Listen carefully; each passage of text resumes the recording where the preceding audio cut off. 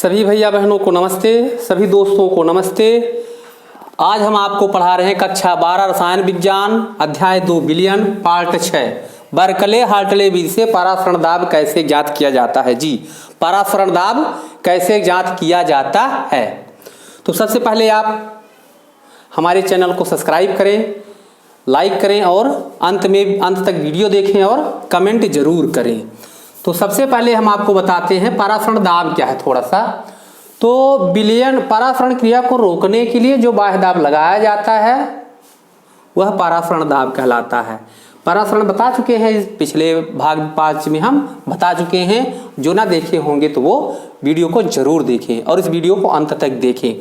तो सबसे पहले बर्कले हार्टले विधि से परासरण दाब ज्ञात कैसे किया जाता है, तो इसके लिए उनका उपकरण है। बर्कले हार्टले ने एक उपकरण बनाया था, उस उपकरण को हम बनाकर आपको अच्छे से समझाते हैं। वीडियो को साथ साथ पूरा वीडियो देखें।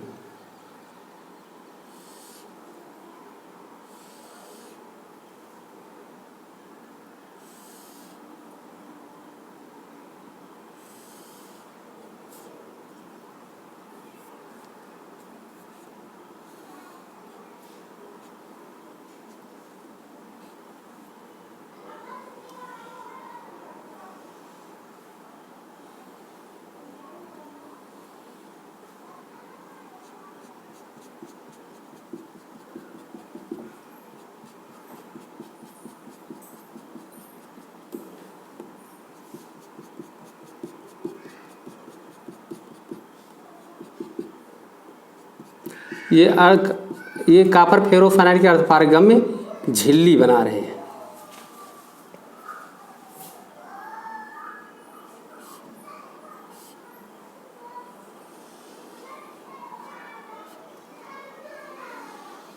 चित्र भी आप लोग साथ साथ बनाएं।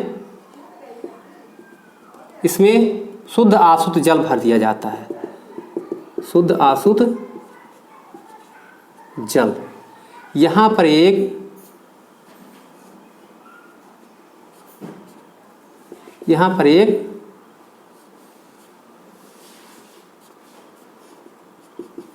टोटी लगी होती है। एक सिरे पर टोटी है, दूसरे सिरे पर केशिका नली।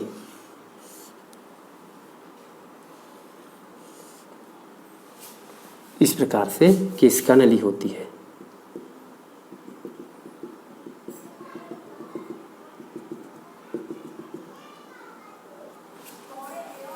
इस नली को घेरे हुए एक बाहरी नली होती है।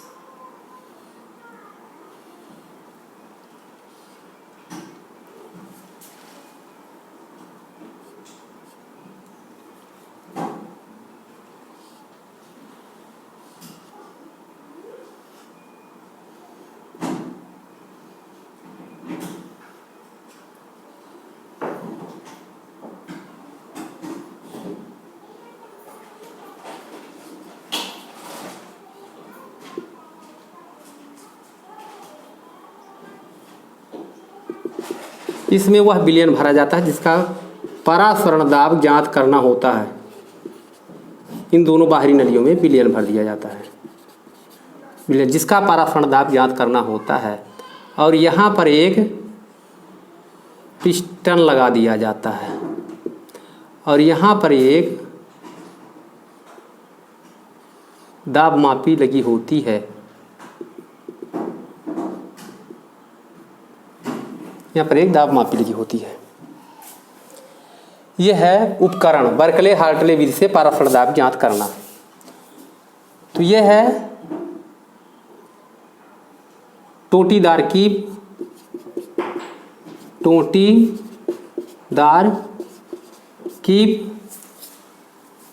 यह है केशिका नली, केशिका नली। यह है गणमेंटल की बाहरी नली, गणमेंटल की बाहरी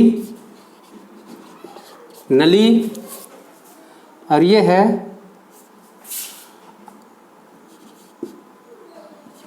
कॉपर फेरोसाइनाइड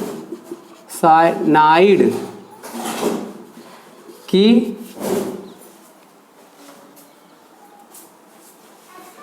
अर्धपारगम्य झिल्ली, कॉपर फेरोसाइनाइड की अर्धपारगम्य झिल्ली,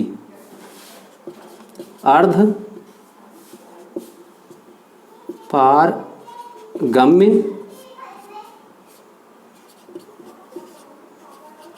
झिल्ली। और ये है संरंध्र युक्त भीतरी, संरंध्र पात्र की भीतरी नली, संरंध्र पात्र की भीतरी नली। यह है पिस्टन, पिस्टन। यह है दाब मापी। अब ध्यान से समझिए कि बर्कले हार्टले विधि से पारासरण दाब कैसे जांच किया जाता है। तो सबसे पहले इस विधि के उपकरण में, ये क्या है, एक उपकरण है, बर्कले हार्टले विधि से पारासरण दाब का चित्र है।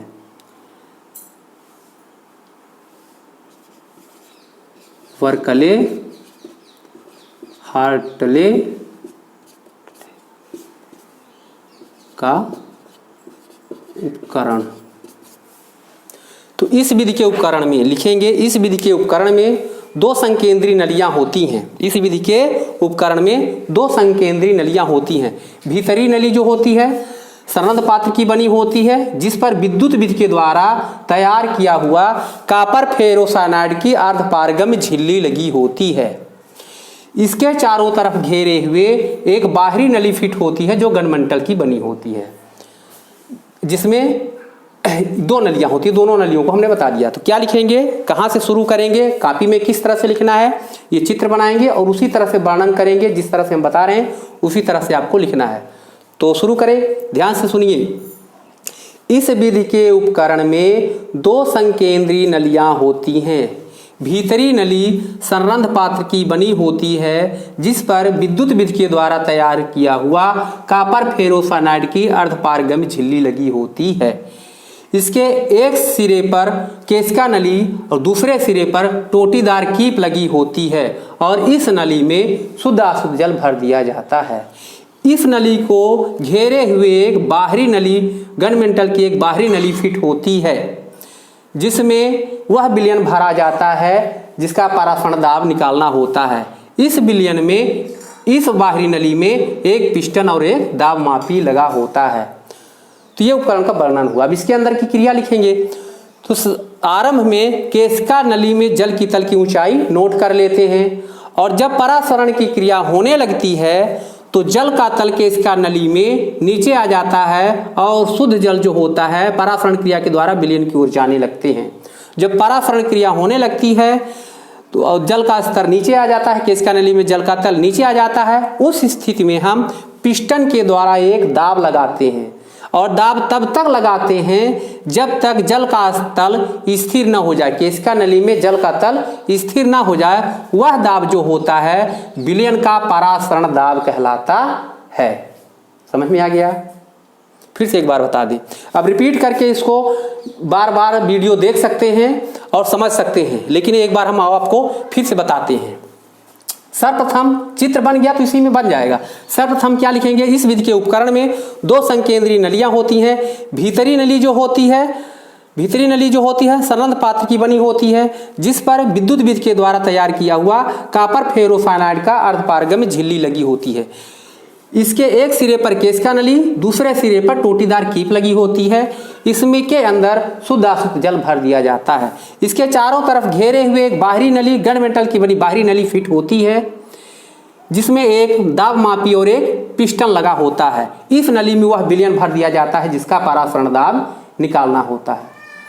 तो जब परासरण क्रिया होने लगती है तो आरंभ में केशिका नली में जल की तल की ऊंचाई नोट कर लेते हैं, और जब परासरण क्रिया होती है तो जो जल होते हैं वह विलायक के कण कम सांद्रता से अधिक सांद्रता की ओर परासरण क्रिया होती है और जल विलयन की ओर प्रवाहित होने लगते हैं अर्धपारगम्य झिल्ली से होकर।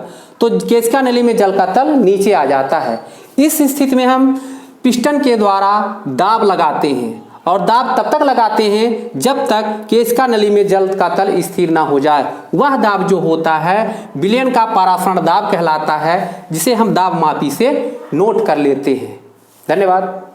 समझ में आ गया होगा तो तुरंत वीडियो को लाइक करें और कमेंट करें, और इस चित्र को बनाकर इसी तरह से लिखें। थोड़ा क्वालिटी बढ़ाकर लिखें, तो थोड़ा क्वालिटी बढ़ाकर देखें। अब हम आपको और बता रहे हैं कि हम क्रमशः इस अध्याय को पार्ट बाई पार्ट करके पढ़ाने वाले हैं, और पार्ट बाई पार्ट क्रमशः डालेंगे वीडियो में, तो आप अच्छे से उसको देखें। और लाइव क्लास चल रही है तो लाइव जिनको पढ़ना हो तो लाइव समय बता दिया जाएगा, आप लाइव पढ़ सकते हैं। तो कमेंट करें, जिनको लाइव पढ़ना होगा तो कमेंट करें। धन्यवाद।